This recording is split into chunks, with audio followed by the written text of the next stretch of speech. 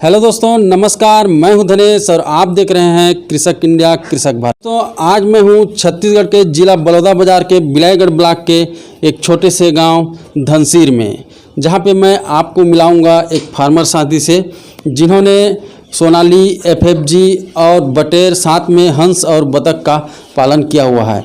तो उन्हीं से मैं आप लोगों को पूरा जानकारी पूछ करके बताऊंगा। तो आप वीडियो में बने रहिए। आपका हमारे चैनल पे स्वागत है। धन्यवाद सर, आप आपका पूरा अपना एड्रेस बता देंगे। नमस्कार दोस्तों, मेरा नाम प्रदीप कुमार नेताम है। मैं ग्राम धनसीर में रहता हूँ, तहसील बिलाईगढ़, जिला बलौदाबाजार, छत्तीसगढ़। और मोबाइल नंबर आपका बता देंगे। मोबाइल नंबर है 9589309977। तो सर, हमारे दर्शकों को आप बताएंगे कि आप यहाँ पर जो पोल्ट्री फार्मिंग कर रहे हैं, तो यहाँ पर आप कौन कौन सा ब्रीड रखे हुए हैं? सर, यहाँ पे सोनाली है, डबल एफजी है और प्योर देसी है और डीपी का सर डीपी है। हाँ। और बटेर और हंस? हाँ, बटेर और हंस है और इंडियन रनर भी है। तो सर, हमारे दर्शकों को आप बताएंगे कि ये जो सोनाली ब्रीड है वो कितने दिन में कितना दाना खा करके 1 केजी का वजन गेन कर लेती है? सर, सोनाली को जैसे 2.5 से 3 महीने लगता है सर। 2.5 से 3 महीने। इसमें मुर्गा जल्दी बड़ा हो जाता है। अच्छा। तो करीब 1.5 से 1.5 तक हो जाता है सर। इसमें दाना का करीब 3-3.5 केजी लगता है। 3.5 केजी हाँ। तक। तो 3.5 केजी दाना खा करके 1 केजी हो जाता है। और इसका जो रिटेल में प्राइस है और थोक में क्या रेट है, ये दोनों हमको बता देंगे। थोक में तो 250 है सर, और रिटेल में तो 3.5 ऐसे चिल्लर 350 तक बिकता है। हाँ। और जैसे प्योर देसी है तो उसमें और इसमें दोनों में टेस्ट कैसा है, अगर आप खाते होंगे तो बताइए। टेस्ट तो सेम है सर, कोई फर्क नहीं है। फर्क नहीं है? नहीं है सर, तो नहीं है। वो दिखने में भी सेम देसी जैसा लगता है। हाँ, इसमें कोई फर्क नहीं। पैर भी पतला रहता है इसका। अच्छा। तो ये मतलब कि प्योर देसी टाइप से रेट में बिकता है ना? जैसे ये सोनाली है, एफएफजी है, वनराज है। तो सोनाली का तो मांस प्योर देसी टाइप का होता है, और जो एफएफजी और वनराज है इनका मांस कैसा होता है? उनका मांस देसी टाइप का रहता है सर, लेकिन उनका वेट करीब 2 किलो होना चाहिए। उसके बाद सही रहता है सर। अच्छा, उसके बाद अगर आप वनराज या एफएफजी लेते हैं तो खाने के लिए अगर आप ले रहे हैं तो 2 केजी के आसपास का लेंगे तो सही रहेगा। मीट पर्पस से उसको पाला जाता है। और उसका जो वज़न है सर, वो कितने दिन में 2 केजी का हो जाता है? एफएफजी लगभग 2 महीने में हो जाता है सर। और वनराज का? वनराज भी वैसी है सर। वनराज भी वैसी है। तो जैसे कि आपके पास अगर कोई फार्मर पालने के लिए इच्छुक हैं और आपसे चूजा लेना चाहते हैं तो चूजा मिल जाएगा उनको? हाँ, मिल जाएगा सर, है ना? मिल जाएगा। तो दोस्तों, अगर आप पोल्ट्री फार्मिंग करना चाहते हैं, एफएफजी फार्मिंग करना चाहते हैं, तो सर से आप संपर्क कर सकते हैं। इनका नंबर आपको नीचे दिख जाएगा और डिस्क्रिप्शन में भी आपको मैं दे दूंगा। तो सर से संपर्क करके आप एफएफजी का चूजा, सोनाली का चूजा, वनराज का चूजा या तो फिर मास्को डक का चूजा लेना चाहते हैं तो बिल्कुल संपर्क कर सकते हैं। तो दोस्तों, चलिए हम सभी चूजा का रेट हमारे सर जी से जान लेते हैं। तो सर, हमारे दर्शकों को आप बताएंगे कि जो सोनाली चूजा है उसको आप किस रेट में सेल करते हैं? इसका सोनाली चूजा का प्राइस लगभग 30 से 40 रुपये रहता है सर। सीजन के हिसाब से रहता है। सीजन के हिसाब से। और एफएफजी का? एफएफजी का भी वैसी रहता है, 30 से 40। एफएफजी का 30 से 40 रुपया रहता है। तो जैसे कि अगर आपके पास कोई चूजा लेने आएंगे तो उसको देंगे कि अगर कोई ज़्यादा मात्रा में मंगाता है, जैसे 1000-2000 चूजा मंगाता है, तो उसको आप सप्लाई भी कर सकते हैं क्या? सप्लाई भी कर सकता हूँ सर। तो जैसे कि कितना दूर तक आप कितना मात्रा में लेने से सप्लाई कर देंगे? दूरी का कोई वो नहीं है सर। वो जैसे 500 से ऊपर रहेगा तो सप्लाई कर सकते हैं। अच्छा, छत्तीसगढ़ के अंदर में? हाँ, छत्तीसगढ़ के अंदर में अगर 500-1000 चूजा लेते हैं तो सप्लाई हो जाएगा।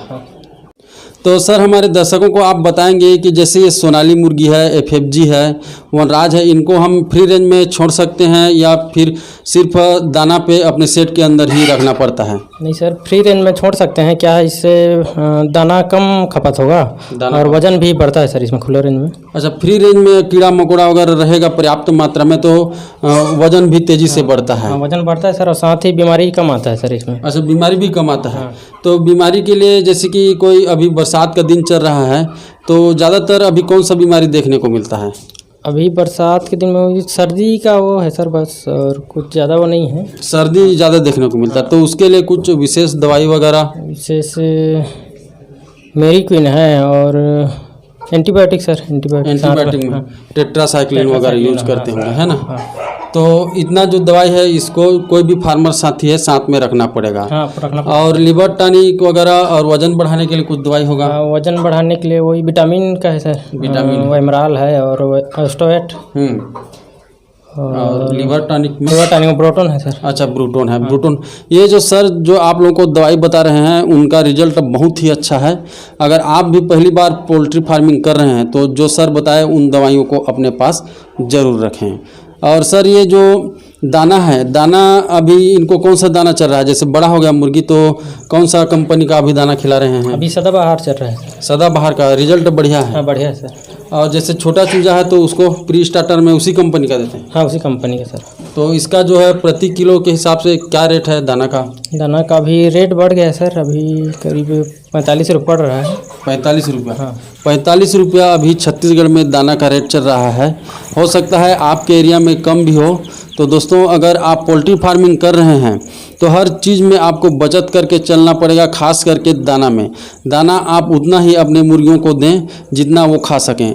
अगर आपके मुर्गी एक दिन में 100 ग्राम दाना खाते हैं और उसको आप 300 ग्राम दे रहे हैं तो आपको कोई फ़ायदा नहीं है, उससे वज़न नहीं बढ़ेगा, भले ही वो दाना को नुकसान करेंगे।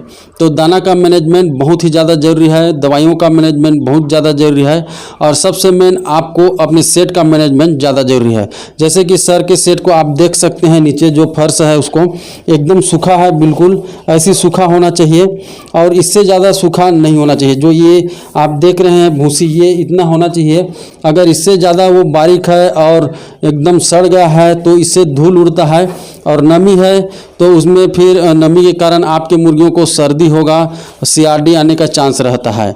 और अगर यहाँ पर अमोनिया गैस बन गया नमी के कारण तो मुर्गी के पेट में पानी भर जाता है, वो भी समस्या आपको देखने को मिल सकता है। तो सर जी का जो फार्म है वो आइडियल फार्म है। इस तरीके से आप देख सकते हैं कैसा सर ने सेट को बनाया है, ऐसे आप भी बना करके फार्मिंग कर सकते हैं। नीचे जो है फर्श वो कच्चा है लेकिन एकदम सूखा है, और ये जो साइड वाला भाग है, ये जो साइड वाला आप देख रहे हैं वो सीमेंटेड है। लेकिन इसका ये फ़ायदा है दोस्तों, इसमें नमी नहीं आएगा और कोई भी बैक्टीरिया वगैरह है तो इसमें नहीं रह पाएगा। इसमें चूना का छिड़काव कर सकते हैं या तो फिर आप फार्मेलिन का छिड़काव कर देंगे तो कोई भी बीमारी, अगर कोई बैक्टीरिया है तो वो तुरंत नष्ट हो जाएगा।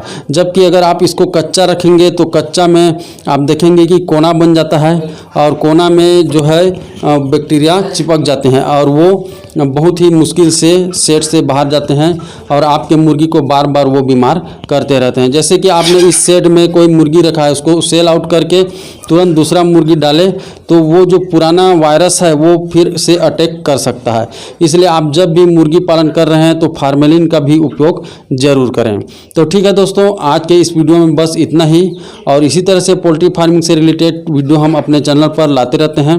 तो अगर आप भी पोल्ट्री फार्मिंग में इंटरेस्ट रखते हैं तो हमारे चैनल को सब्सक्राइब करके रखिए, ताकि जब भी हम अपने चैनल पर वीडियो डालें सबसे पहले उसका नोटिफिकेशन आप तक पहुंचे। तो मिलते हैं फिर एक नई वीडियो नई जानकारी के साथ, तब तक के लिए जय हिंद, जय भारत।